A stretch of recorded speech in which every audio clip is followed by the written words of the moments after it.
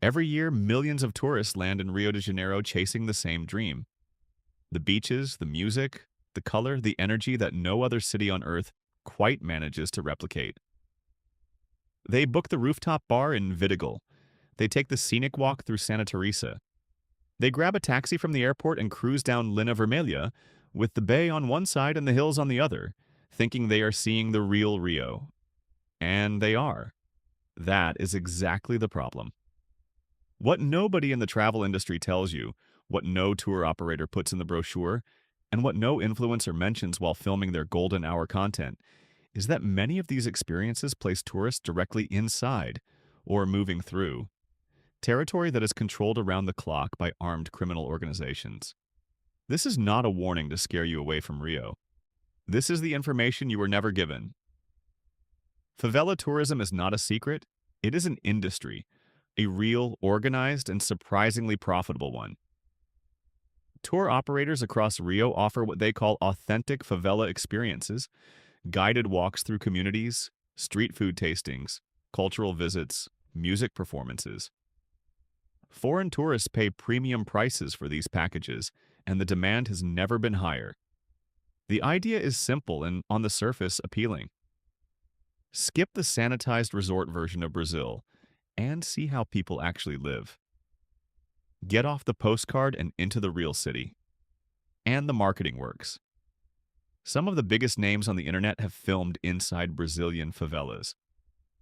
Creators with tens of millions of subscribers have walked these streets with cameras, drawing massive audiences hungry for exactly this kind of raw, unfiltered content. The footage gets millions of views. The comments fill up with people saying they had no idea, that they want to visit, that this is the Rio they want to see.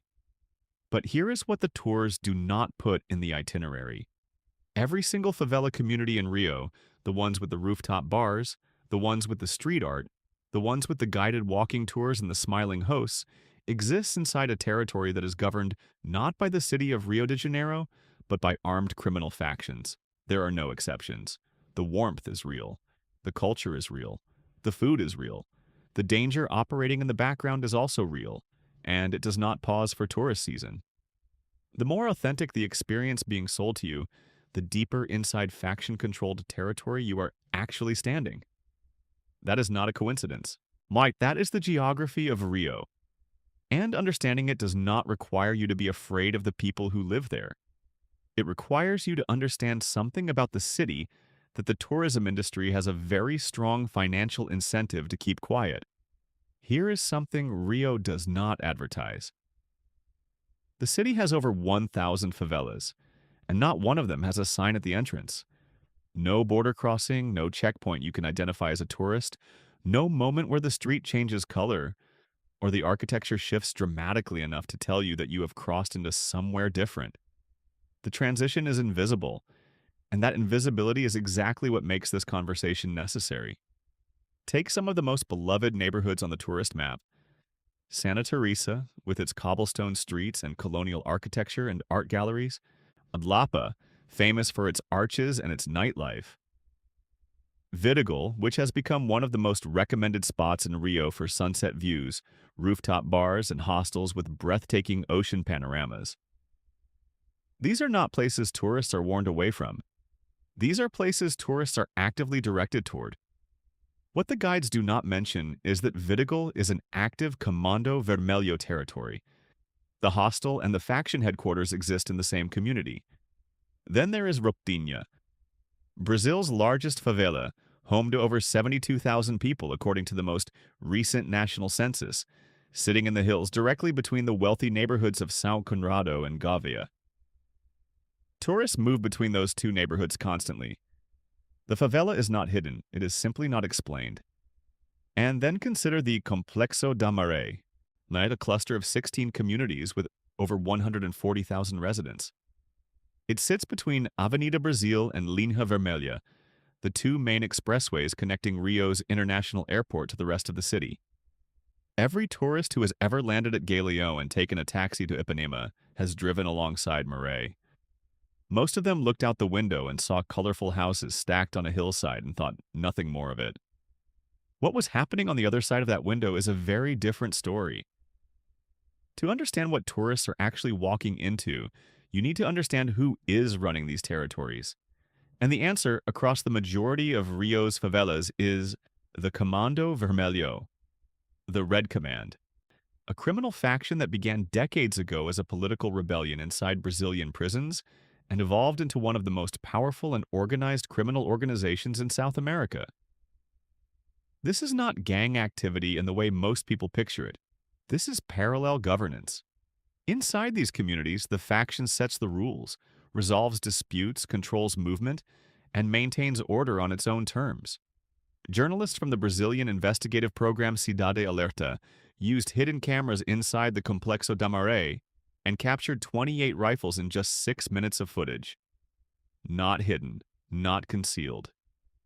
Carried openly in the streets of a community that tourists pass every single day. The drug trade operating inside these territories runs like a business. Product is sold 24 hours a day, openly. In what functions like a street market. Packaging carries the faction's logo, the same way a legitimate brand marks its products. Delivery services operate to bring drugs directly to customers, structured like a modern app-based service.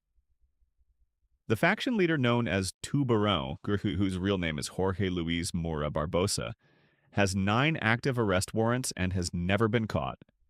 And the situation is becoming more volatile, not less. The Comando Vermelho is currently in an active territorial war with the PCC, the Primeiro Comando da Capital, São Paulo's largest criminal faction, over control of Rio's streets. When two organizations of this scale go to war, the conflict does not stay contained to back alleys. It spills into the streets that tourists walk. It reaches the neighborhoods where tourists sleep. The obvious question at this point is where the government is in all of this. And the honest answer is that the government knows exactly what is happening, has known for decades, and has repeatedly failed to do anything that changes the underlying reality. Rodrigo Pimentel, a former captain of the BOPE, Rio's elite special police force, has stated publicly that conventional police operations inside favelas are essentially pointless. Hours after officers seize a shipment of rifles and clear a street, new weapon shipments are already making their way back up the hill. The territory resets, the faction adapts, and the cycle continues exactly as before. The financial picture makes the failure easier to understand. The state of Rio de Janeiro declared fiscal collapse in 2016 and never genuinely recovered. A government operating in permanent financial crisis does not have the resources, the political will, or the institutional capacity to dismantle criminal organizations that have spent decades embedding themselves into the social fabric of entire communities. The UPP program, the pacifying police units that were launched with significant optimism around 2008, is the clearest example of what happens when the government treats the symptom instead of the disease. Police moved into favelas, displaced faction members, and declared victory. But no schools followed. No infrastructure investment followed. No jobs followed. The factions simply waited, reorganized, and returned. Pacification without investment is not a solution. It is a performance. What makes this particularly difficult to untangle is that corruption runs through the entire system. Politicians and businessmen profit from the status quo. Keeping favelas underinvested, undereducated, and undergoverned serves specific financial and political interests. The neglect is not always accidental. Sometimes it is the point. What makes this problem so resistant to easy solutions is that it did not begin yesterday. The cycle that created Rio's favelas has been running for over 120 years, and every generation has inherited the consequences of the one before it. The origin goes back to the late 1800s, when soldiers returned from the Canudos War, one of the bloodiest internal conflicts in Brazilian history. The government that sent them to fight had no housing, no support, and no plan waiting for them. They built their own shelter on the hills above Rio. Informally, without permission, without infrastructure. Those were the first favelas. The state abandoned them then. It has been abandoning them ever since. Today, Brazil has over 12,000 favelas spread across 656 municipalities. According to the 2022 national census, Nearly 16.5 million Brazilians currently live inside these communities. That is more than the entire population of Portugal, more than Sweden, more than Belgium. And census researchers openly acknowledge that full coverage remains a challenge because data collection in certain territories is unsafe. The cycle perpetuates itself in ways that are almost mechanical. A government housing project in Diadema, in Sao Paulo, replaced informal shacks with properly built homes. 5 years later, the new buildings looked identical to what had been there before. Because the investment came without education, without economic opportunity, without any of the structural support that actually changes the trajectory of a community. The buildings changed. Nothing else did. This is what the people living inside these communities already understand intuitively.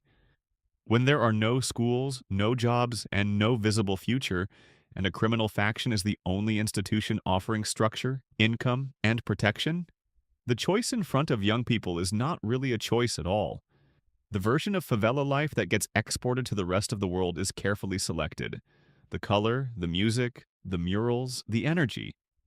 It is genuinely beautiful, and it is also genuinely incomplete.